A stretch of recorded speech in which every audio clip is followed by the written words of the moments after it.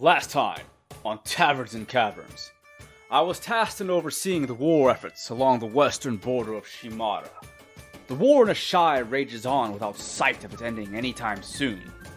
Part of my duty as Lord of Kizawa and a commanding officer in the Alliance is to make sure that my people of Shimara are safe from not only the Koldarians, but the Yaksha as well. That is why I gathered adventurers with interest in joining the Ashaen Guard. Many of them seem prepared for becoming a Purifier.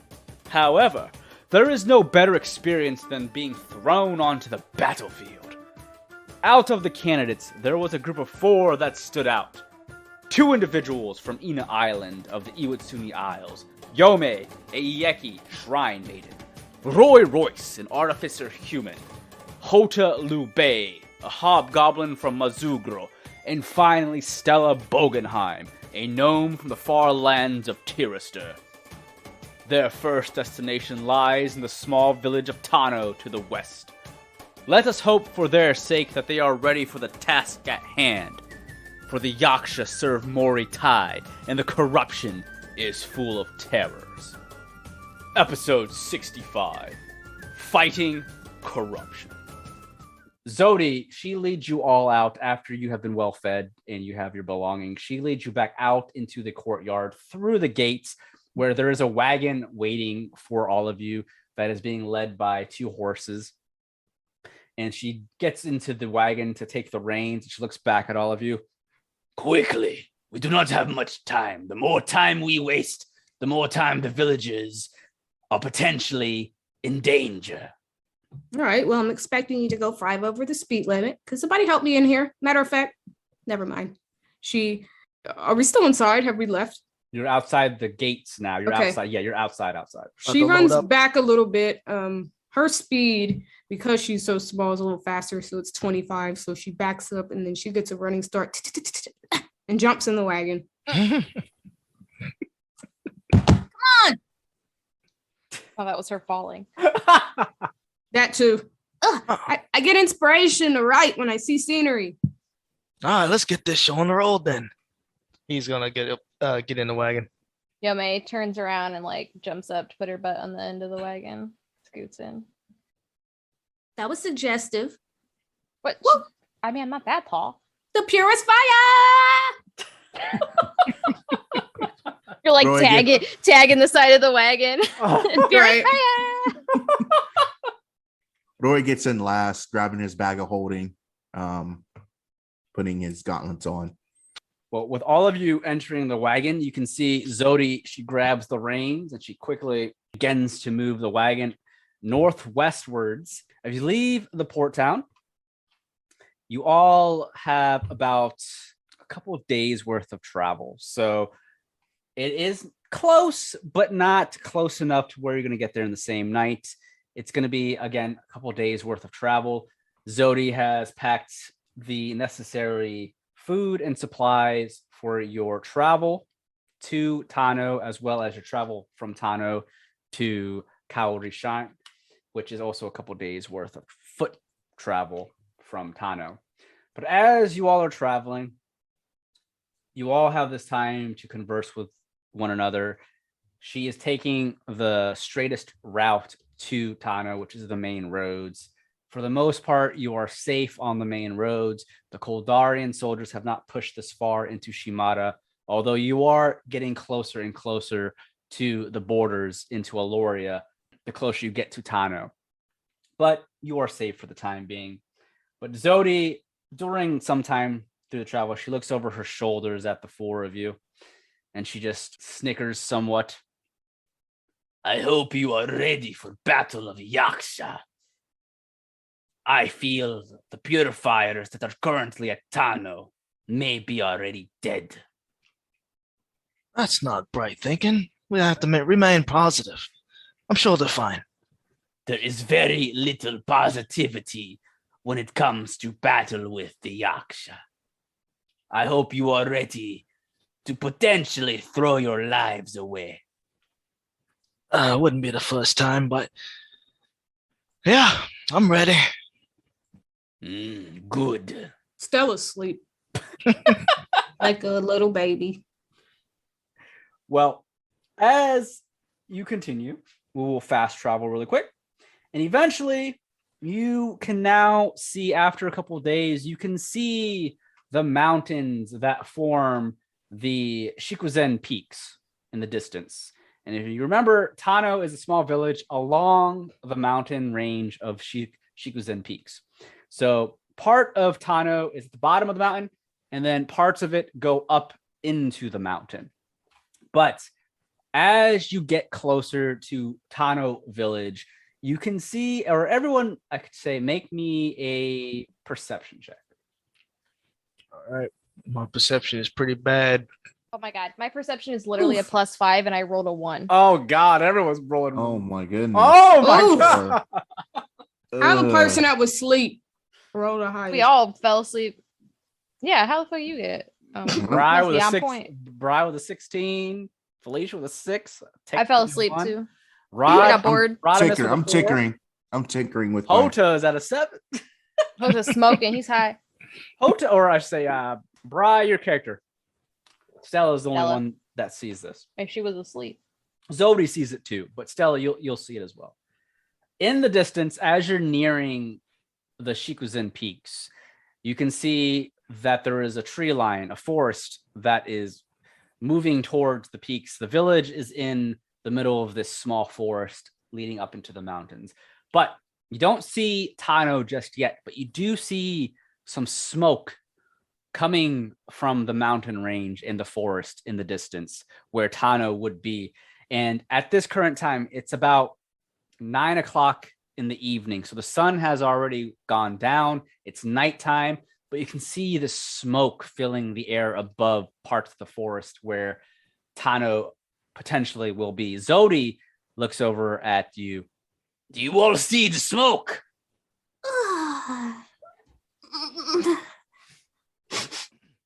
Oh, they're cooking. Hurry up so we can get over there. Oh, Hope wait. doesn't see shit. He's has his eyes closed. That's not food. Oh, shit. We're too late. Zodi looks over. This is not good. You all need to get to Tano immediately. This could be bad. The other purifiers could be in trouble, as well as the villagers. And she begins to pull on the reins, and the wagon begins to speed much faster than it was going. And eventually, after about 20 minutes, Zodi, she quickly stops the wagon where it reaches the forest entrance, and she looks over at the four of you. This is end of the line for me. Tano village is only about 10 minutes on foot to the north of our current location. You will see it reaches amongst the mountains. Go. Your job is to go rescue and protect villagers and other purifiers. Good luck, and may the Omnikami watch over you.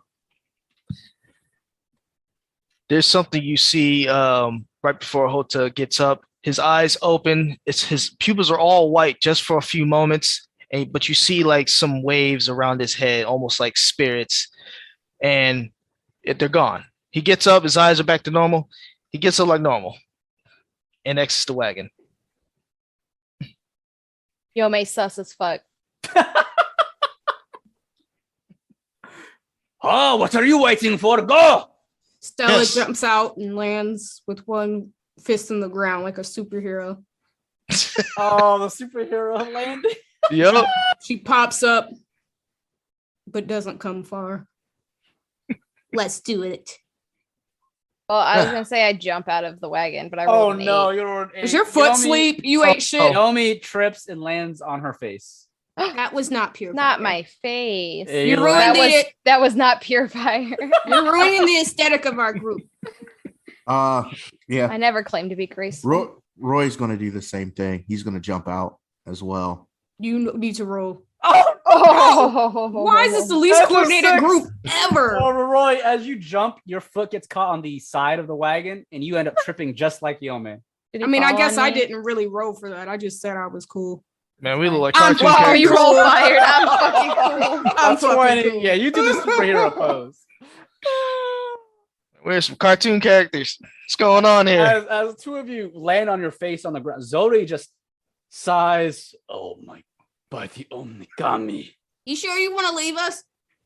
Yome pushes Roroi off of her. He landed on top of her. My duty is to transport and make way back to Kizawa. I have other duties. Bro, they're like, we got to get out of here. These dudes are all going to die. Good luck. And she takes the reins and she is fucking out. She books it. She was leaving like, nah, not the my four problem. of you at the entrance to this forest. And as she mentioned, about 10 minutes from where you're at. Did she on leave foot. us any supplies?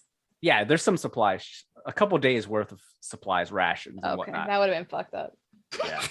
So as she leaves you, you can now begin to smell some of that smoke, the fire that is in the distance. And as you do so, all around you, make me perception checks. Smell better than that hash that Houta had. Okay. All But right. we woke up falling out of the Thumbs up. wagon. Everyone rolled higher than a 12. So as you all look around, it is pitch black. It is dark. Like I said, it's in the evening. The sun is gone. The moon is out, but the forest is keeping some of that moonlight from entering into it. But as you're looking around and also listening, you can smell that fire in the distance. But because you're only about 10 minutes away from the village, you can also hear some screaming in the distance. It's very faint because you're pretty far with 10-minute walk, but you definitely do hear some screaming coming from the mountain range. It's not at the very top of the mountain. Obviously, the mountains are very high, but the village does go into the mountains. And another thing you all spot in here, which is somewhat odd, is you don't spot any animals or hear any animals in the forest. This would particularly be something Yome would catch on to with a 20 perception, as well as her being a Yeki, a shifter as well. Her fox-like cunningness and abilities are going to come into play here. It's very odd to not hear or see any animals in a forest. I'm the only one that notices that, you say? Well, everyone notices that there aren't any animals or... I rolled higher than her. or- Do I notice anything else? No, that's about it. It's just that... Why are you trying to look smarter than me? I'm just trying to get some info, man. But that's all you see and hear at this current time. You just the faint screaming and yelling, the fire, the smoke, and no animals or sounds of animals anywhere near you. Mike gets like a shiver up her back. We have to get over there. I may See be if in we can over my rescue head. one. So you all make way towards Tano. the Yep. village of Tano. Yep. Yeah. After Roy gets up, brushes himself off, puts his goggles on so he can actually see. in the All dark. right. So as the four of you make your way towards the village of Tano, 10 minutes go by and you quickly reach the beginning or the entrance to the village. And as you get closer to the village, you do notice that there are several huts. It is a very small village per se. It is not a town by any means like Kizawa. It is a boonies town here alongside the mountains. You can see that the entrance to the village is at the foot of the mountains that enters into the forest. There are a couple huts around you, but you also notice there is a main path from the entrance that leads up into the mountains. You can't see anything really because it goes into the mountains. Some of the trees from the forest are blocking your view. So you'd have to go into the mountain range following that path. But none of the huts and buildings around the entrance seem to be on fire or anything of the sorts. However, you do, I'll keep the same perception checks that you guys had just now. You do notice though, when you enter the village, it is pure silence at the entrance. There are still screams and yelling up in the distance, further deeper into the village, going into the mountain range. But there are no lights, no torches at the entrance of the village. These huts where there would be torches, the torches are on the ground. The flames have been burnt out. You see broken pottery. You see broken wagons scattered all about. It looks like this village, or at least part of the village, has been attacked or invaded in some way, shape, or form. You do not see anybody at this current time. All the windows to the huts and the houses have been shut, and all the doors are shut. None of them are open. What do you all do? Houta wants to investigate. He's using since he had his eyes closed, he was asking the whispers of the dead, the spirits, to give him guidance. So I can add my proficiency to a skill that I lack. So I'll put it with investigation for now. Okay. So Make me an investigation check then. Yep. Oh, a natural 20 for Nice. a total of a 25. So, Houta, as you take in the scene, it's looking like a really creepy horror film right now in the middle of the nowhere with a small ass village, some Resident Evil type shit. As you're looking around, you do notice that all the doors, as I mentioned, and windows have been shut tight. As you're walking around looking, you can see there are footprints all over the main path in the center of the village, leading out of the village. But you also notice that there are scratch marks along some of the doors to some of the huts. Gigantic scratch marks that have almost broken in some of these doors, and even the windows as well. But you also notice there is some webbing all around parts of the houses as well. But something you catch that someone else doesn't is one of the windows to one of the huts is creaked slightly open, and you notice eyes staring at you that quickly shut. The windows quickly shut after you see the eyes staring at you. Look alive. We're not alone. Check this out. He's relaying the information to everybody. Roy is shaking right now, very nervous. Bane. What are you shaking for? You okay? I'm fine. I'm just excited for the battle. That's the spirit. He taps him on the back. Thanks. Okay, so about how far away is that the eye? The window where Houta saw is the second hut from the entrance, so it's about 30 feet from where you guys are standing. Okay. I say we all approach. We may have power in numbers, but we can't split up. I agree.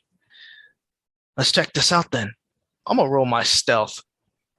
See if I can sneak up to that house. Yeah, let's all. I'm rolling. Oh, 19 and a 25. Okay, so is only you two sneaking on this house? Yep. Blade Alright. drawn too. Okay. He has his scimitar. So what are you trying to like sneak up to? Are you trying to get into the door? Are you trying to look through the window? What are you like trying to do with your stealth? He's see if he can sneak up to not the front door, but maybe if there's a back door, because they're gonna be expecting the front door. Are there any windows? That's what it looked through. Is that a first or second story window? There's only one story. Okay. There are two windows, one in the front of the house and one on the side of the house. The side of the house was where Houta saw. There actually is a small back door. You make it to the small back door, both of you, with that high rolls of stealth. And when you reach the back door, it is wooden, and you can see there are claw marks along this door. And it looks like the handle is almost busted off. What do you do? I mean, Flags everybody to come on. Or he's trying to signal them that we might be in for a battle. Okay. Does Roroi and Yome join the other two? Hesitantly, yes. I guess he'll try to sneak Or as make well. a stealth? Make a stealth. Yeah. Oh boy. Oh, that's pretty good. Yome, on the other hand, with an 11. Stella, shh. The Eddie are. Come over here with all that. Fucking right, you noisy So- clerics. Everyone is able to get to the back door. However, as Yome steps forward, she accidentally steps on this twig that snaps, and everyone can hear it. Uh-oh. Stops on the twig and looks at you guys. Yep. We're looking back here. It's like just stiff. She's looking back and forth like, All right. what do I do? Stella panicking and not wanting to get caught. Oh shit. So she's going to cast Minor Illusion to try to almost make a distraction sound further away, like in the opposite direction of the stick, just in case they were heard. Okay. And so it says, if you create a sound or image of an object within range that lasts for the duration, the illusion also ends if you dismiss it as an action. If you create a sound, its volume can range from a whisper to a scream. It could be your voice, someone else's voice, a line's roar, etc., etc. Okay. So I'm going to make leaves crunching, sticks cracking, like there's a large group of people coming from the opposite direction. Okay. All right. As you do that, you all hear some shifting and movement inside the house towards the front of the door. We need to get the drop on them. What do you say? Let's do it. Let's see if it comes out to get whatever's on the other side. Fair enough. We're just gonna wait and see if they come out then. They do not. But okay. Shit, I'm going in the back door then. All right. Okay. We're on our way in the back door. I'm coming. All right. So are you going to like kick the door down or are you just going to try and open it? What are you doing? Well, the handle's gone, right? It's somewhat busted off. It's hanging barely. Oh, we're going to try to get that door open. All right. So go ahead and make me an athletics check to try and bust it open. It can't be picked. It can't be picked, can it? You could I got my thieves' tools. Well, with the handle mostly being busted, the lock isn't. Oh, that's right. Can we see? Can I see if we can? Are the windows unlocked? You can try. I feel like that would be more quiet. Yeah. Sliding open a window and just trying to get in. Well, there's only the two. One's in the front and one's on the side. You guys. Okay, I'm gonna go around to the side window. Yep. And I'm gonna see if I can slide it open. Okay. Make me a. You trying to do it stealthily? Mm-hmm. Go ahead and make me a stealth check. Okay. As you try to slide the window open, it is locked. All right. I'm overside. I'll take care of that. I'm gonna try to pick the lock on. Well, no, wait. Is it that kind of lock on the window? No. There is no picking on the outside. Shit, I'm kicking the door in then. Okay. Anybody else object? Nope. Kick it. Out. All right. A 16 is fairly high. Front kick. You kick the door, and because the door has already been damaged by these claws and with the handle being almost busted off, the door quickly opens. However, as it does so, there are several obstacles facing you. There is a table that's been pushed to the side, some barrels barricading your way, but Houta being front, make me a perception. Oh boy, perception. Terrible at it. Good at 16. So as you kick the door open, it does open, but as you try and step forward, you have reached a barricade that's in front of you. And through the barricade, you notice there are several people with pitchforks and torches, and they quickly jump in fear and they turn around and they aim their pitchforks and their shovels and whatnot at your way. There's about 5 people in this hut. All of them have blood all over their clothing. Some of them look injured, and they just scream out in fear as you do so. Ah! Wait. Stay away! Stay away! We are the Purifiers. We're here to rescue you. Ah! Prove it! I'm just gonna try to persuade them. Make me a persuasion of 14. All right. Prove you're not a Yaksha pretending to be mortal. He shows his badge. I am Houta Liu-bei, Purifier. Stella Bogenheim, Purifier. Oh, that felt cool. It does, don't it? Mm-hmm. As you both show the badges, your badges will light up as you say so to prove that those badges do belong to you. And the people there, the one with the pitchforks, they slowly lower their pitchforks, and one of the village, they look like to be the villagers. One of them steps forward, bleeding from the arm down. You're Purifiers? What happened to the rest of you? The others? We are the others. So tell me, what happened here? The Yaksha? They attacked in the middle of the night. The other purifiers are fighting them up in the mountains. Our village, many of them have ran off. Some killed by the Yaksha. We got to get you out of this village. No, we are safe here for now.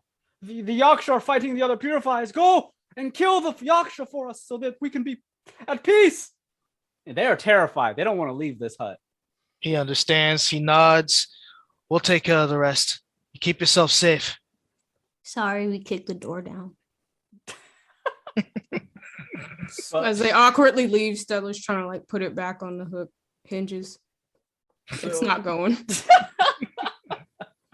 But with that information, you now know that the other purifiers, supposedly the ones that have not responded back to the rest of the Ashaen Guard, they are mentioned that they are currently fighting the Yaksha further deeper into the village, which is up the path that leads into the mountains where the smoke and fire is coming from and the screaming.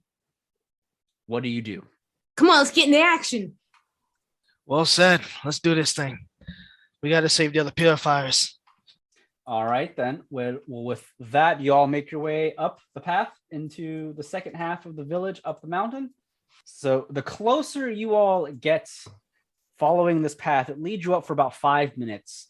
The smoke gets heavier. The smell grows stronger in terms of the smoke, the fire, and you begin to smell an awkward and ill, what's the term I'm looking for? A Ill omen? No, more of like a stench that is not unbearable, but one that definitely makes you all almost gag somewhat. So it's pungent. Yes, pungent smell the closer you get to the second half of the village. And as soon as you make your way about halfway up the path, which is about 5 minutes up, the screams come to a stop. Pure silence.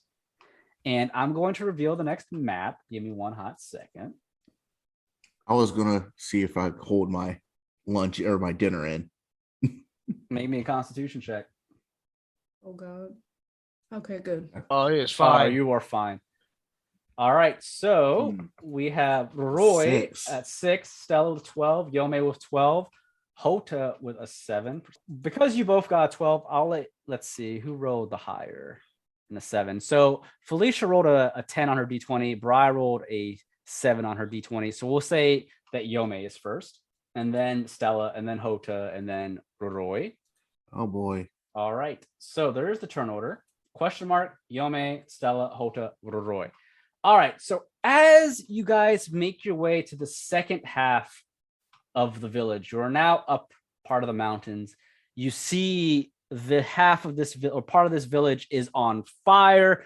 The huts with hay and straw for roofs are on fire. But something you also notice, there is webbing and blood scattered throughout the field.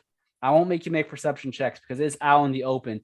You see corpses, the bodies of your fellow purifiers lying all over, scattered along the path of this village with blood all over them. What are you guys doing? There is nothing else you they send see. to die here. They just keep Hello. sending people. Holy fuck! What It the is- hell happened here? It's a devastating sight. There is not one life in view other than this disaster and this battlefield that ensued. It reminds me of the field of carnage, to be honest. Tiogo, watch over us. All right, let's take a look around. Ugh. He's gonna wait. Who is the slowest, or who's the attacker on this group? Don't have one. Nah. I mean, I kind of Maybe. I have spells and like hand weapons, but Anybody fight with melee? yeah. Yeah, I mean, I got a mace. Yeah. He's gonna tap Stella. Look alive out there. He's gonna show his basically his hospitality. He's using spite. So next time you attack something, that whatever you attack has disadvantage on its next attack roll. Nice. I'll take it. All right. Yep. Again, there are some torches that are still standing, that are lit, that are on. So the torches help you guys see some of this battlefield that ensued. And also now that you're higher up the mountain, you're not in the forest as much. The moonlight is shining down to help with some of the visual light. So it's not as dark down below, but it is a massacre. What do you all do? He's gonna try to use some perception. See where the enemy is. Using his dark vision, of course. Okay. Oh! Oh, you do not spot anything with your 5. I have dark vision as well, and I'm also gonna try. Do you want me to roll perception? Yes. All right, a 21. Stella, as Houta taps your shoulder and he's looking around, you do notice there is some movement coming from inside one of the huts to your left, to the farthest hut where I am pinging. It's to the northeast of you. Furthest hut. You saw some movement as if something rushed inside, but you can't see what's inside. It's too far. I'm gonna go over there. Oh, my bad. You actually get temporary hit points because I tapped your shoulder, by the way. How many? 1d6 plus my proficiency, so Nice. you Okay. get 8 more. Temporary. So And puts I get me it at, too. What, 34? Yep. So Stella is moving closer to that hut. Does anyone follow? Yeah. Well, Oh yeah, I'm gonna see, like, is it like a little cloth opening? Like I can peek in? There is a cloth opening to the side of the window. Yeah, I'm just gonna kind of try to peer past my fingertips and see if I see anything. All right. So as you peer in, make me another perception check. Try it. All right. You rolled a 9. You don't see anything in the darkness. It's pitch black in the hut because there's no fire or light source inside that hut. Even with dark vision, I can't But see it. you can see the furniture and whatnot has been tossed to the side, but you don't, based off your current viewpoint of the window, you can't see like to the left or right of the corners. So you don't see anything dangerous. You just see it is a mess inside. Houta, do you see anything in here? He's gonna roll a survival check, see if he can see. Oh my god! Damn. That Did he get the whole Oh. sentence out? That is a 1. Maybe I should just roll investigation. Investigate the ground around me. So with a survival of 2, I'm gonna give Roroi and Yome one chance to do something because something's gonna happen here in a moment. Yeah, we rolled ass. Yeah, Roy's going to join the group and kind of check things out with his night goggles on. Okay. So what would that be? Investigation? Investigation or perception, whichever. Investigate. Well, what do your night goggles do? They just give you dark vision? Just give me dark vision. Okay, so you got a 12. So as you're trying to peek through the doorway, more so than the window where Stella is, you can see that there's some movement. You can see there seems to be a small, probably the same size as Stella, a figure crouched over on the floor on top of what looks like another body.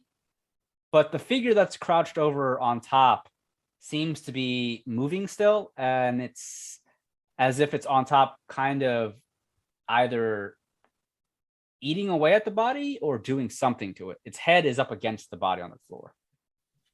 And this is an vantage point that Stella can't see through the window. Where? In the hut closest to them. He's going to try to whisper, guys, there's something in there. I don't like what it is. I think we should get ready. And What? I looked. I didn't see anything. I definitely didn't see anything. No tracks or anything. All right. Yome, are you doing anything before I end this round? Let me. Not really. I don't think. I was gonna detect magic, but I feel like they've already kind of narrowed it down. Okay. So with all of you having rolled lower on the initiative, I'm going to go with the question marks, and we're going to start technically round 2. As you all get closer to that hut or that house with this odd figure on the ground, all of a sudden, that pungent smell grows heavy, much heavier than it was when you were walking up the path. And again, it almost makes you want to barf. And as it gets heavier, you can now begin to hear sounds coming from all around you, where it was super quiet beforehand, but now you hear this weird chattering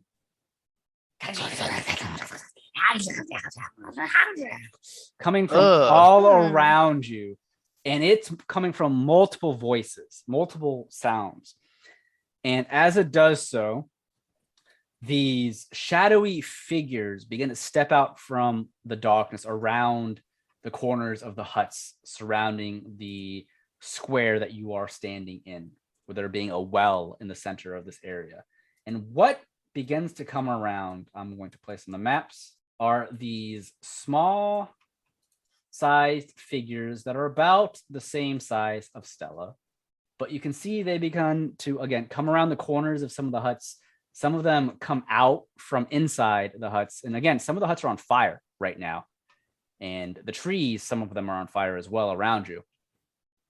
But as they do so, you see these deformed looking creatures with red eyes and fangs coming from their mouths as if they were vampires of some kind. They have these rubbery like ears protruding from their heads, and their skin looks to be like as if they're melting. And as they do this chattering, you can see they begin to hiss in unison. And what you see now are Yaksha. They look as if they were to be corrupted goblins, and none of them speak in your tongue. They just begin to hiss in unison with one another. And you can see they're slowly making their way towards the party. And one hisses from inside the hut that's near you guys, which is what Roroi saw. And these look terrifying. They don't look like a goblin whatsoever. They look deformed, corrupted, whatever you want to call it. They look straight out of a horror movie. Oh boy. As they all begin to encroach upon you in unison. And we're going to start the turn order with them being first. Immediately as Roy points at whatever's inside the hut, Houta being the closest. Houta, you see, now that Roy's pointing it out, something jump up onto its feet, and it just begins to charge at you with these red eyes glowing. And it jumps and dives at you with its claws as it's hissing at you. Its melted skin coming at you. And it's attempting to attack you with its claws. Oh, my word. I rolled an 18. Does that hit you? Yeah, it does. All right. And with an 18, it's going to do, that is 5 points of slashing damage to Houta. All right. And as that happens, all around you, more of these corrupted Yaksha that used to be goblins come around. One of them dives towards Yome from behind, and it attacks Yome with its claws as well. And that's going to be another 18. Does that hit Yome? Yeah, it hits me. Okay. Yome is going to take 3 points of slashing damage. The others begin to make their way slowly towards the party, not able to reach any of you. So I'm going to move some of them closer. As they all begin to attempt to surround you, again, they are hissing and speaking in gibberish, but in unison. That is their turn. What are you doing? Yome has the first go. I want to Aid. Okay, so that's one action. Your spell bolsters your allies with toughness and resolve up to 30 feet away. Choose up to 3 creatures within range. Each target's hit point maximum and current hit points increase by 5 for the duration. Well, it hits everybody. Yeah. Yeah, so you can hit all 3 of them. So Okay. everyone goes up by 5 HP. Oh, damn. Nice. Over your maximum. So it's technically temporary HP. Okay. So add 5 to whatever your current HP is, and that's what your HP is at the moment. I'm back at full temporary HP. Let's go. All right. That's one action. Yome used to have a movement bonus. And that was a level 2 spell. Remember, as a spell caster, you can cast a bonus action with a spell as long as it's a cantrip, because you can only do one cantrip and then one like spell level spell. So if you So I have can't do 2 spell levels. correct, yes. It has to be one Oh. bonus action spell, and then the other one has to be any of the other spells. That's not bonus action. If you want to, you don't have to. I don't think I can do one. I think the only bonus action cantrip you might have, I don't think would do anything for you right now. I think I only have like one bonus action anyways. And that's a spell. So Okay. So did you stay where you're at then, or do you move? I can't like hit him, right? No, because you used your action already. Attacking is an action. Damn it. So boring. I guess I just stay here because he's gonna get to hit me if I move. So there's really no point. Yeah, that's true. All right. Stella, it is your turn. You see your allies getting bombarded. What do you do? Okay, I'm.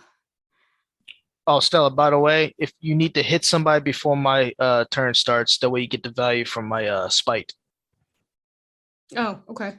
So the one right next to Liu-bei. I'm just gonna attack this bitch. I'm new to spells, so please bear with me. It's all good. At least like new to spells outside of a one shot.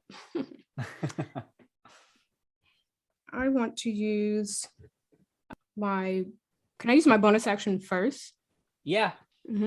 So I'm gonna start with Bardic Inspiration, and you can Okay. inspire others through stirring words or music. And to do so, you use a bonus action on your turn to choose one creature other than yourself within 60 feet of you who can hear you. That creature gains one Bardic Inspiration die, which is a d6. And within the next 10 minutes, the creature can roll the die and add the number rolled to one ability check, attack roll, or saving throw it makes. Okay.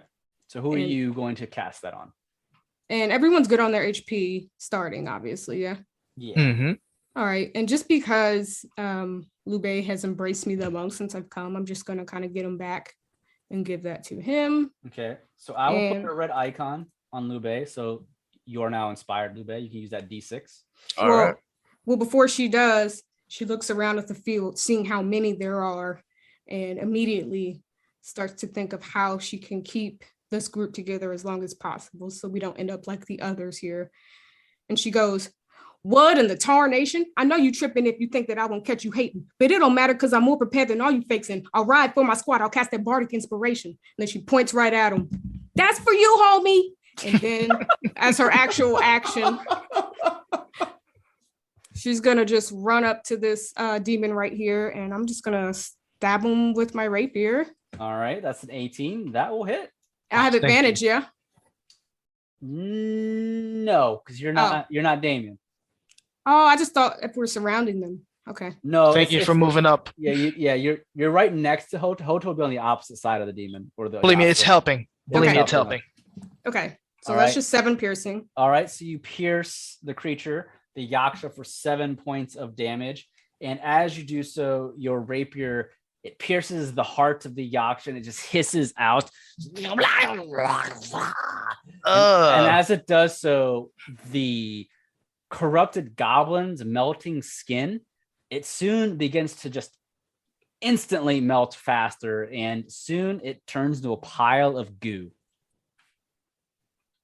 It's dead. Oh, I did it! I did more than support. Take that!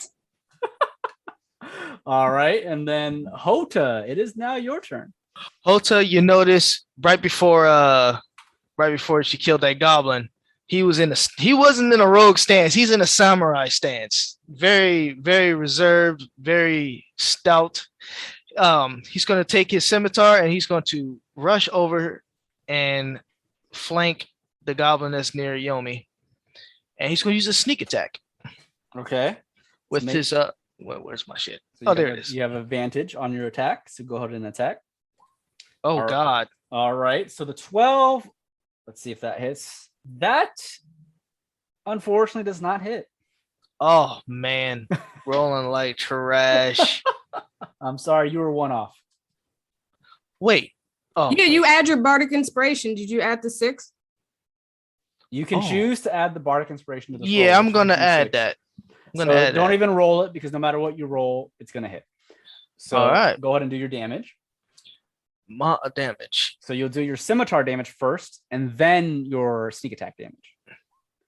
All right, so 9 slashing damage added with your sneak attack of Here's my sneak attack. 5, so 11 points of damage. Not done yet. Okay. Because I hit him, I'm using my whales from the grave, and any enemy within 30 feet of that gets half my sneak attack dice plus necrotic damage. Wow. Okay. Oh, It takes shit. necrotic. It says it takes necrotic damage equal to the rolls total. So Okay. here it is. So it looks like it will deal damage to the other 2 near you. So I'm gonna just hit this one then. Yep. Here's So- my die. Okay. So it'll take 2 Yeah. necrotic damage. Yep. Surprisingly, the Yaksha are hurt by necrotic damage. They're not considered technically undead, so it does deal 2 points of damage. However, the Yaksha that attacked Yome, how do you kill it from behind? He comes up behind and does a quick horizontal slice, cleaving it in half. Okay. And then you see you hear wails of the dead on the other enemy. It sounds weird to the naked ears. All right. So the Yaksha in front of you drops to the ground the same way the other did that Stella hit, melts into this oozing pile of crap. And is there anything else you do? No. All right. Roy, what are you doing? Roy looks at this goblin right here, and he activates his gauntlets, and he's whispering to himself, please work, please work, please work, please work. And he kind of throws a punch, and he's going to cast Firebolt. Oh, okay. Oh, that is a Nice. crit. Do your damage. Nice. Alrighty.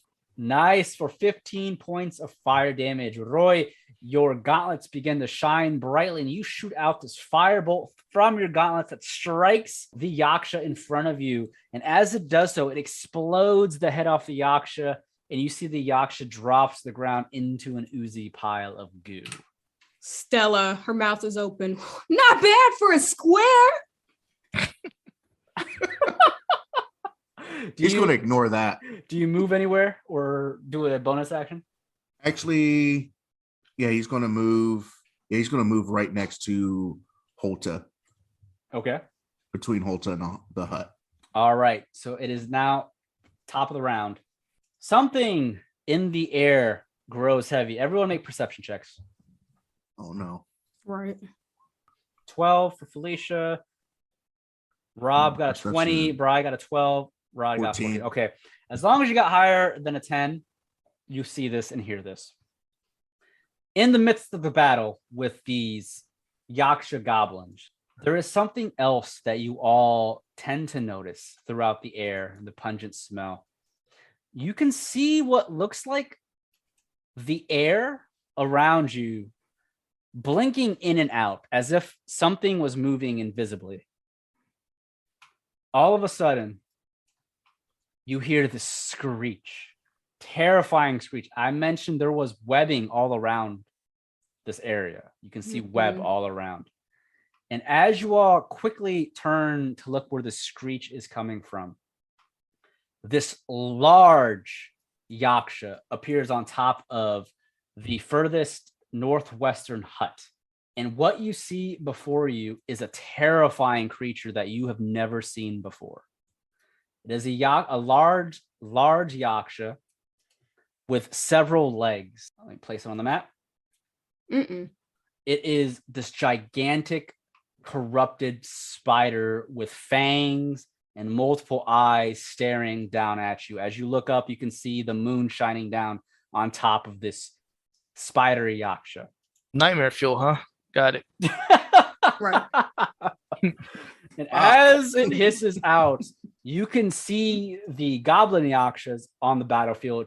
They begin to hiss and howl as if it was commanding them in unison. and they grow louder with each moment. They are now attacking you with their newfound leader on the battlefield. Roroi Royce and Houta are right next to the one that Hota's spiritual energy thing hit. But it dives at you with the sheer will to kill you. You sense dangerous intent. Oh my God, I rolled a 19. Oh boy.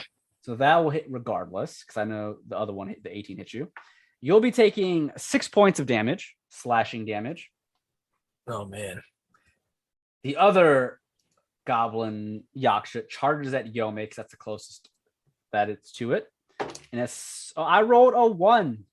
So Yome easily dodges that goblin Yaksha's attack. The furthest goblin to the south near the well moves up towards Stella. Can't get to you. And the other goblin Yaksha is going to move closer to the well. It's not able to reach anyone at this point. But at this time, the spider Yaksha on top of the hut, all of a sudden, it disappears. And it reappears on the hut closest to Stella. Stop. I don't like that. As it does so, you can see it just phases in and out of reality as if it's going in between the material plane into another. But as it vanishes, it reappears behind Stella on top of the hut, and it just hisses up at you, Stella. It's about 15 feet above you. And as it does so, it can't reach you with its mouth, but it's going to attempt to stab you with one of its legs, its claws, or whatever you want to call it. And I rolled, that is a 16. Will that hit you? Yes. Are we level 2? You're level 3. Oh shit. Okay. Yep. So that claw or its leg stabs up at you because it's a large creature. And it's going to deal, that is going to be 5 points of piercing damage. Okay. Okay. And as it stabs you with its leg, it just hisses out, and the multiple eyes coming from this Yaksha spider are glowing red. And you can see this bubbling ooze coming out of its mouth where the fangs are, as if it was drooling this ooze out. Yome, it is now your turn. What are you doing? Shitting my pants. Y'all like that spider picture? Bruh. have I painted like a horror kind of vibe so far? Yeah, it's feeling like I'm in a Demon Slayer or something like that around that area. Yeah. I'm just glad the goblins don't look like the spiders. I was about to picture the whatever, the gremlins from the new batch. The new batch. So the cantrip has to be the bonus, right? Like it can't be like I use a cantrip and then a spell as a bonus. It can be either or. That's how I play it. You can use either or as long as one's a cantrip and one is a leveled spell. You just can't use two cantrips, or you can't use two cantrips, or you can't use two leveled spells. As long as one's a bonus and one is a action, you can do it. So like you can't use a bonus action cantrip and then use an action cantrip. Like you're only allowed one cantrip and then one spell. Cantrips are different than spells technically. Yeah. Unless you're Eldritch Knight. Yeah, unless you're a class that allows something like that. So for example, I think you can cast, like Healing Word is a bonus action spell, and then you can cast a cantrip that might be an attack or something.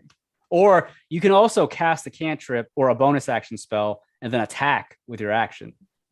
You can physically attack as long as you use your action to attack. This dude that's right next to me. So Sacred Flame, which is Dex okay. saving throw. All right, so that's a cantrip. So one action, you can see within range. All right, so it's a Dex saving throw. Let me make a roll. I have to beat a 13 or meet a 30. I rolled an 8 plus whatever its Dex is. It's gonna fail, so it fails. So you will deal 1d8 radiant damage. So you deal 3 points of radiant damage to this Yaksha, and as you do so, the radiant damage begins to burn into the Yaksha as if it was really hurting it. The radiant damage is tearing it apart, but it's not dead. And that's all I can do, I think. Okay. So I can't hit it because that was an action. Yeah, correct. Yeah. Okay. So Yome, that is your turn. Stella, it is now your turn. You see this Yaksha goblin chasing you or coming at you, and then the Yaksha spider is up above. What are you doing? I'm gonna move back a little bit towards people that look like me. And So really quick, you are leaving the range. oh yeah, attack of opportunity. Fuck. Yes, I'm not yes. moving. I'm just gonna look up at the big intimidating monster, take a big deep breath, and go. Stopping me, dropping me. Dude, who are you trying to be? Every time I open up my mouth, I drop that blazing heat. If Miss Bogenheim is on the mic, you better run and flee. And if you don't, then I'll just have to cast that vicious mockery. And that's a cantrip. I unleash a string of insults laced with subtle enhancements at a creature within range. If it can hear me, though it needs not to understand me, it must succeed on a wisdom saving throw or take 1d4 psychic damage and have a disadvantage on the next attack roll it takes before the end of its next turn. Okay. Nice. All right. What do I have to beat? 14. All right. And what was it? You said a constitution? Wisdom. Oh, wisdom. Okay. Well, I rolled a 12, so it failed. Hey, so 1d4 psychic damage. And it has a disadvantage, you said, on its next attack? Correct. All right. I'll go ahead and put a disadvantage symbol. Okay. So it took 2 psychic damage. Perfect. It hisses out at you as it feels the psychic damage go through. Sorry. All right. And has a disadvantage on its next attack until the end of its next turn. Anything else from Stella? Nope. Okay. Houta, it is your turn. Houta is going to use his cunning action and disengage. Wait. Yeah, I can do it. All right. He's going to disengage and he's going to assist Stella with the monstrosity on top near her. And he's going to use sneak attack since he's within 5 feet of this enemy. Nice. Okay. So let's go ahead and roll that juicy scimitar. All right. A 20 will hit the Yaksha spider. And I'm going to use that D6 to add with my sneak attack. So 3D6. I don't think the D6 on Bardic Inspiration is on damage, just to attack. Oh, okay. Yeah. Saving it then. Yeah. Just take one of them off. Okay. So your sneak attack. Well, it says add the number to one ability check, attack roll, or saving throw. Yeah, correct. Not damage. Yeah. So it'll take 6 points of sneak attack damage, and then go ahead and roll your damn 1 slashing damage. As you go to slash up at this Yaksha spider, you can feel that the skin on this corrupted gigantic spider is tough. You're not able to slash through its outer skin, but you do some damage to it. Oh boy, this thing's tough. All right, Roroi Royce. The corrupted goblin right here.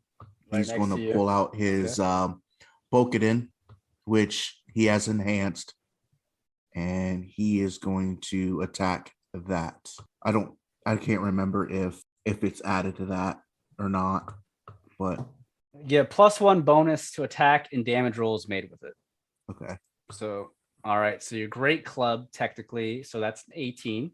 So or technically it's a 19 because you have enhanced weapon with it. So that will hit. Now do your damage and whatever you roll +1. 8 bludgeoning damage to the goblin Yaksha next to you. And this is the one that Hota's ability hit for 2 points of damage. How do you kill this goblin Yaksha? Just takes out the Bokedin and just with 2 hands whacks it right on top of the head, hard as he can. The head smashes, and as it does so, the Yaksha goblin drops into an ooze, dying. All right, do you move anywhere? Yes, he's going to. Yeah, he's going to flank this Yaksha. The Yaksha next to Yome. Yeah. All right, cool beans. So as you do so, it is now new round. The spider Yaksha, it's hissing at Stella and Houta.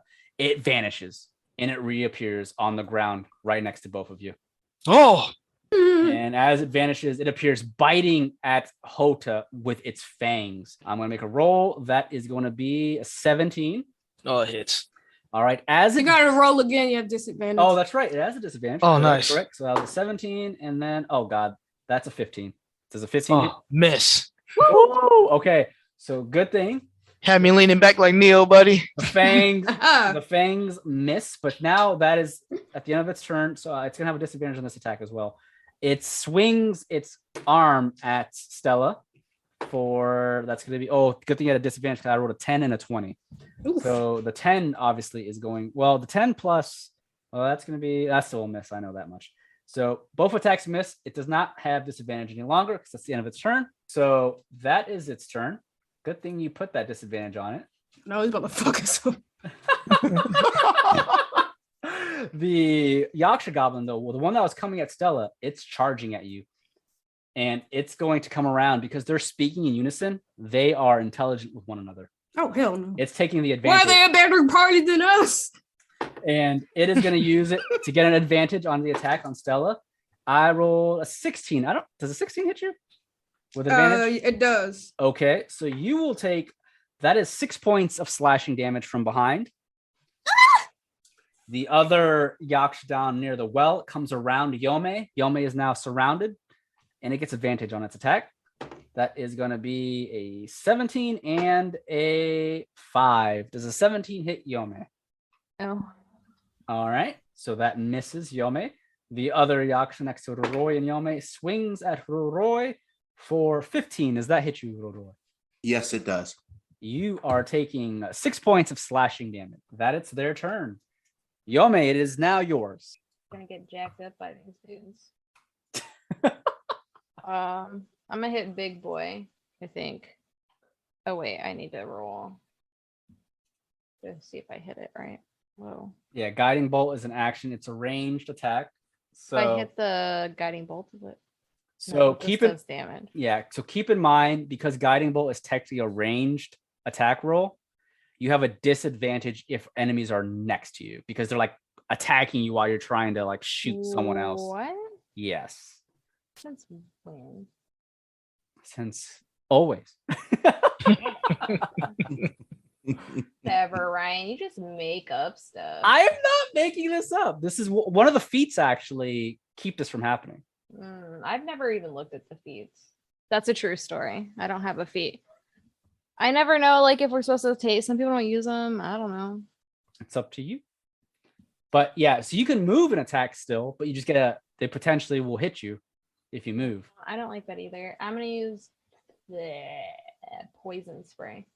Okay, so go ahead and cast the one in between me and Roroi. Okay, is that an attack roll or is it like a spell save? Or just click on it, see what it does. Oh, it's a Constitution saving throw. Okay. All right, I rolled a 3. It fails. So you deal 6 points of poison damage to the Yaksha in front of you and Roroi. And for 6 points of poison damage, it kind of just screams out in pain from the poison, but it's not completely dead just yet. Feel useless. And you heard it quite a bit. All right. If that's everything you got, I'm going to go with Stella. You're surrounded. What are you doing? I am going to look around. She's seeing that this fight is turning out how she planned. And she goes, "You better move because I'm coming through, beep, beep, and I'm going to roll high on my stealth, creep, creep, and I'll try not to wake you up." She casts sleep. At first level. Jesus Christ. Who are you casting that on? Or is it a group of individuals? The group. So the spell sends creatures into a magical slumber. Okay. So I roll 5d8. Okay, and this is based off their... Yeah. So the total is how many hit points of creatures this spell can affect. Okay, so let me count. You have 13. Okay. So let's see. Creatures within 20 feet of a point you choose within range are affected in ascending order of their current hit points. Okay, so who are you choosing first? Obviously the big one and the one right next to me. Okay. So the big one, let's see here. It has... All right, so starting with the creature that has the lowest current hit points, each creature affected by the spell falls unconscious until the spell ends. The sleeper takes damage, or someone uses an action to shake or slap the sleeper awake. Subtract each creature's hit points from the total before moving on to the creature with the next lowest hit points. The creature's hit points must be equal to or less than the remaining total for that creature to be affected. Okay, so you're a 13, which isn't too high, so it will affect the Yaksha goblin right behind you. So the Yaksha goblin is asleep. I will go ahead and place an icon, blue icon, for it to be asleep. However, because your second target is the spider, which is the boss, it has much more HP. The remaining HP out of that 13 is not enough to put the boss to sleep. Okay, so can I do a different one, a smaller one? You could, yeah. Okay, I'm gonna put the one behind Yome to sleep. Okay, if you put that one to sleep, that's going to be all you can do. That's fine. Okay, so the two Yaksha goblins are now asleep. Only one Yaksha goblin is still awake, which is next to Roroi and the boss. Okay. You see their eyes, their red eyes quickly turn dark as their eyes shut, and they begin to just stand there in place. Okay, I don't know if I can cast any. I don't have any bonus actions, so I will move on. Okay. Houta. All right. Houta is going to tap Stella on the back again and use his last hospitality for the day. And you're going to get 1d6 plus my proficiency in temporary hit points. So 8 points more of HP, you and me. Cool. And I'm going to go ahead and attack Boss Man with my scimitar. 24 will hit. All right. So if I remember correctly, sneak attack does not go off unless you have advantage, correct? No, since she's within 5 feet of the target, I don't need advantage. They're flanked. Okay, cool. So that will be 5 points of damage for your scimitar plus 3 slashing for a total of 8 damage. Yep. All right. You cut into the Yaksha spider and you draw a little bit of what looks like oozing blood, but it's far from hurt. I'm going to use my whales from the grave as well. So I'm moving that damage to this guy, 1d6 necrotic. Nice. That will wake it up, just so you know, if it doesn't kill it. Max. All right, 6 points of damage. It's not dead, but it's really hurt. It wakes up and it just shakes its head, unsure of what just happened. It's fucked up. I know. All right. That was my last one of that as well. Okay. Do you stay there? Yeah. All right. Roroi Royce. With the Boken still in hand, he is going to attack the one in front of him. You have advantage because it's surrounded. After he hurt me. Bastard. For a 19 plus 1, so that definitely hits. Do your damage and add 1 to it. All right. Should I roll again since I have advantage? Yeah, go ahead. Just in case. Just in case you crit. All right. You take the 19. For 7 points of blood, how do you kill this one? Same thing. All right. Just right on top of the head, hard as I can. The Goblin Yaksha drops to the ground and ooze. It is gone. There are only two Goblin Yakshas left with the Spider Yaksha. Just bonking them. Yep. Do you move anywhere? And yep, he is going to move right here. All right, so you move right next to the other Goblin that's next to Yome. All right, top of the round, new round. It is now their turn. The Goblin Yaksha that just woke up that you just hit with that Houta, it hisses out and it slashes at Stella again with advantage because she is still surrounded. I rolled a 17. I'm gonna use my reaction. Okay. She swipes and goes, "You can't sit with us, you fucking nerd." As a reaction, Stella's gonna cast Cutting Words. Okay. And Cutting Words at 3rd level, you can learn how to use your wit to distract, confuse, and otherwise sap the confidence and competence of others. When a creature that you can see within 60 feet of you makes an attack roll, an ability check, or damage roll, you can use your reaction to expend one of your bardic inspiration die, rolling a bardic die to subtract the number rolled from the creature's roll. Okay. Although So, you haven't rolled. from the attack roll or the damage roll? Either, but Okay. So it does say you can choose to use this feature after the creature makes its roll, but before the DM determines whether the attack roll or ability check succeeds or fails. Okay, so I'm just I rolled a 17. So whatever your AC is, 16. So if you subtract whatever you rolled, it's gonna. So if you roll a 1, don't roll a 1 because the 16 will still hit you. You need higher than a 1 if you want it to avoid, or if you want to reduce the damage. Your choice. Right. Okay. Gotcha. Yeah, I'm gonna just try to not have it hit me. Okay. All right, a 3. So as you do the cutting words, this goblin Yaksha looks confused and it begins to shake its head. It's so confused and it misses you. And with that, the other goblin is still asleep, so it does nothing. However, the Yaksha spider, that's a 19 plus its strength. That's going to be a 21 to Houta. Oh, yeah, it's Houta, you are taking a bite. I need you to make me a DC Constitution saving throw. Do not fail. give me a second. I should have something for this. Screw it. You said Constitution? Yes, sir. All right, you rolled a 12. So you'll be taking 7 points of piercing damage. Did I fail or pass? You failed. Oh, I'm gonna add that D6 then to it. All right, make me that D6 roll. Oh, that saved you. You now pass. So because you passed, you take half of this damage. All right. You take half of 18 Oh, poison damage. oh. And you are not poisoned because you succeeded. Nice. So All right. it goes to stab at Stella with its leg. I rolled way too low. Stella, you're able to avoid its stab. It is now Yome's turn. That saved you, Liu-bei. Yep. I got 1 temporary hit point left. If I try to cast something, it's the same thing, right? No, because it's asleep right now. So if you cast the guiding bolt on the boss, it won't attack you because it's asleep. Oh. Well, that's the same thing you rolled the first time. Nice. Yeah. All right. That's to see if I hit, right? Yes, it's like it's like Eldritch Blast. Yeah. So guiding bolt shoots out from Yome's hands, and she is able to do 13 radiant damage on the creature, the spider. So let me go and reduce it by 13. And as it does so, radiant damage, the next attack rolled by this or against this target before the end of your next turn has advantage. So the next person to attack the spider gets advantage. Could I not? I can get one more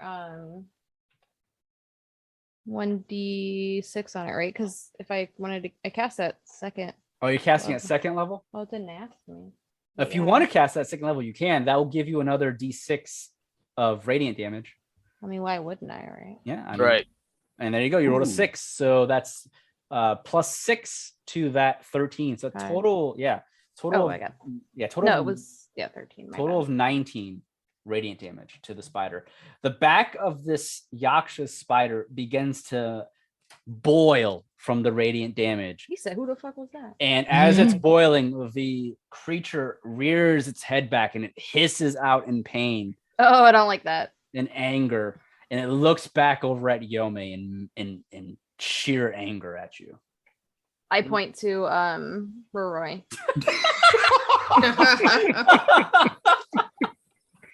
All right. Do you do anything else? You can move without getting an attack of opportunity if you want, because it's asleep, the goblin. I mean, everyone's health is okay, yeah. Your bars look okay, so if you're doing it, you're not doing it the way you're supposed to. So all right. So Stella, you're up. Just Stella, just so you know, whatever you hit, it has disadvantage on this next attack roll until my next turn. Oh, Sorry, until my next turn. Yeah. okay. Well, she's right next to the big one. So, and it's awake, yeah. Yeah, the spider. Okay. The spider. Yeah. Yes. Okay, great. And if you attack, you have advantage because of Yome's spell. Nice. Traveled far and wide until my feet blistered, watching days go and nights come amongst the shifters. The sound of wicked rhymes cloud your ear, your mind withers. The sinister sister that casts dissonant whispers. And I'm gonna cast that at first level. And it says you whisper a discordant melody that only one creature of your choice within range can hear, racking it with a terrible pain. Target must make a wisdom saving throw, and on a failed save, it takes 3d6 psychic damage, and it must immediately use its reaction, if available, to move as far as its speed allows away from you. Okay, so unfortunately, there's no advantage on this because it's not an attack roll. I have to make a wisdom saving throw. So let me make a wisdom saving throw, and I have to beat what? 13? 14. Oh, I rolled a 7. Nice. So it'll take that damage and then it runs away from you. All right. So you're taking 3d6, 15 psychic damage. 15 psychic damage. As it takes psychic damage, you can see some of the eyes on the spider begin to burst open. And you And have it moves away from you within its maximum speed. bye. There it goes. And it just begins to shift out of reality, and it shifts again away from Stella, obviously frightened by her at this moment for this current moment. Do I get an attack of opportunity? Yes, you do. Eat it. 16 will hit for 3 slashing damage. I'm not really pumping out the damage on this. It's Right. okay. It's Third level is bud. You're not Nomu right now. I mean, my scimitar was picked off a dead guy. The sword's been laying there for I don't know how many years. All right. All right. Does Stella do anything else? You still have the goblin on your back that's about to die here in a minute. Oh, yeah, I can't do another action to Okay. cast that spell. All right. right. Correct. Unless you have a bonus action. That's a spell. That's a cantrip, which I don't think you do have an attack bonus action. Yeah, no. Okay. Houta. Houta sees that goblin next to Stella. He's just gonna move around and then stab it in the stomach. Try to get it out of here. Get it All on its right. way. No. A 10, unfortunately, does not hit. Oh. All right, Houta, is that it? Well, you see. Yeah. Okay. Roroi Royce, the goblin next to you is asleep. What do? You have advantage if you hit it. I'm going for the big guy. Okay. So you're gonna charge the big guy? Yep. I am going to cast Firebolt with the gauntlets again. Okay. Wait. Oh, I just get myself. 12 does not hit, unfortunately. Ah, All right. Anything else? trying to think if there's anything else I could do. I don't think I can. Most likely not at level 3 with bonus action stuff. No. Okay. All right. Top of the round. Goblin still asleep. The goblin next to Houta attacks you, Houta, for a 19. Oh, it hits. That will be 6 points of slashing damage. All right. Other goblins still asleep. The spider creature phases in and it phases out. It appears right next to Roroi Royce, and it shit. bites at you, Roroi. That's a crit. Yikes. Oh no. So I'm going to be doing, that is going to be 16 points of piercing damage. Oh god. Make me a constitution saving throw. How much damage was that? 16. Ooh. And you said con? Constitution saving throw. Okay, you're fine. So you take half of the poison damage, which is half of 18. So you'll take 9 poison damage and you're not poisoned. Okay. However, So an additional 9. yes. However, if you're not down, it's going to stab at you with its leg as well. And are you down from that 2 attacks? The poison and the bite? No. Okay. So I just rolled a 19. Oh god. But with its stats. So the arm comes down to pierce you. Oh god. And oh no, that is going to be 7 points of piercing damage. I'm down. You all see this Yaksha. It vanishes and reappears next to Roy, bites him in the neck, and then it stabs him in the side as it's drawing blood. Oh shit! All right, that is their turn. The Yaksha next to Yome and Roroi still asleep. It's Yome's turn. What are you doing? You see your ally drop to the ground. Your purifier just got cleansed. I have to stabilize him before I can heal him, or can I just use? You can just heal his ass if you wanted to. Oh, okay. I'm gonna cure wounds then. Okay. So I 9. also roll. So that's Oh, it rolled for me. Yeah. So Okay. cure wounds is an action for 1 action for 6 Why points. is it 1d8 plus 3? It's Maybe 1d8 plus 5? your wisdom. So you're rolling a d8 plus your wisdom. Oh, Yeah, I thought which it was my spell attack bonus. No, healing is not an attack. So And it's- trash yeah. 6. So 6 points. Well, Roy's back up though, but he's on the ground. He's prone. All right. So is that all? Roy's back up. Yeah. Okay. Roy's awake. Stella, your turn. You still have the Yaksha next to you, the goblin, but you see All right. Roy on the ground now. I'm just going to look right at the one next to me and just reach my rapier right into him since he stabbed me in the back. 13 will hit. All right. For 9, how do you kill it? I just stick it as deep in as I can go. You're not the only one that can do that, and pulls it right out. All right. It drops into a pile of ooze. It's dead. Sweet. What's your HP at, Roy? 6. Okay. I'll cast Healing Word as a bonus action at first level. And so that's just 1d4 plus my spellcasting ability modifier, which is my charisma, and that is a 4. Okay. So what did I just say? 1d4? Yeah. 1d4 plus your spellcasting ability. Okay. Ew. Plus 4. So it's 5 HP. It's something. Right. That's something, yeah. That's better than nothing. All right. That's my turn. All right. Houta. Houta, shamed by him missing and forgetting he just gimped himself. He's gonna run up on the spider boss and slash with the scimitar, hoping for that sneak attack. We're getting that sneak 17, attack. That's gonna hit. Let's do the damage. Oh, Oh, jeez. what's All right, let's just add that sneak attack in for the real damage. All right, for 6 sneak attack, 7 total points of damage. As you slash up at the Yaksha spider, you take off one of its many legs, and it hisses. Oh, don't worry, you never needed that anyway. Yeah, plenty more. He's gonna use his cunning action to disengage. Okay. Just gonna move back maybe 5 feet, Okay. and we're done. All right, Roy, you're on the ground on your back. What are you doing? Coughing a little bit. Being Will Smith. Yeah. Bastard. Oh.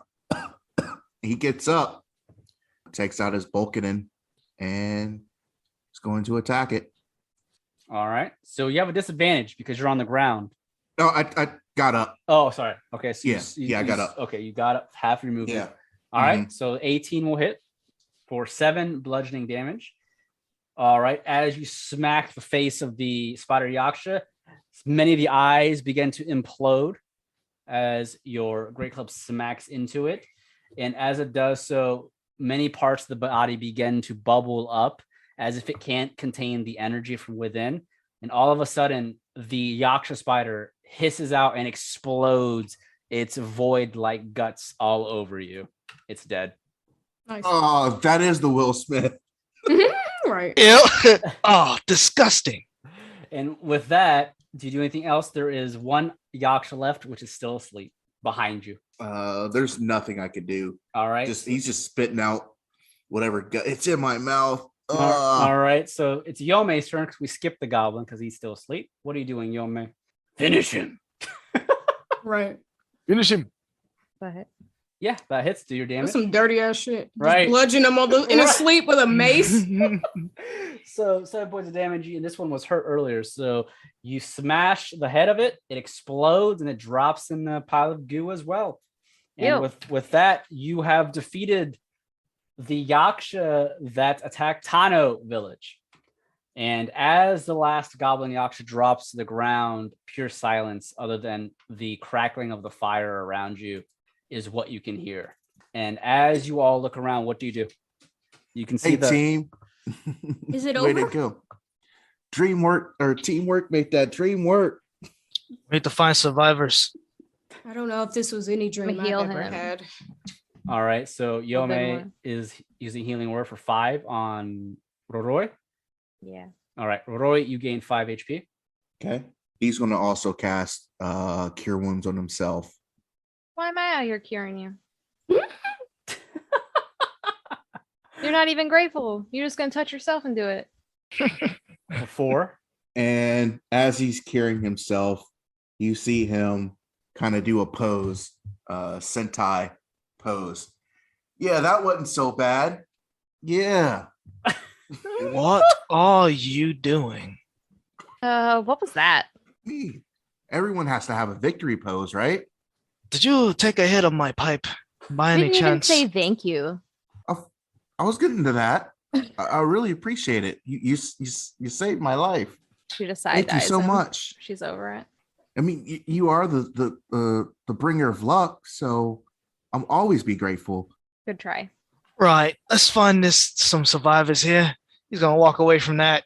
You know what he just saw. I mean, we can go back to that little shack house and tell those people they can come out now, maybe. Yeah, we could do that. They So can long as out. there ain't nothing else in here. Yeah, true. We tell them to come out and they just get murdered by I guess we can look around. Are we investigating or perception?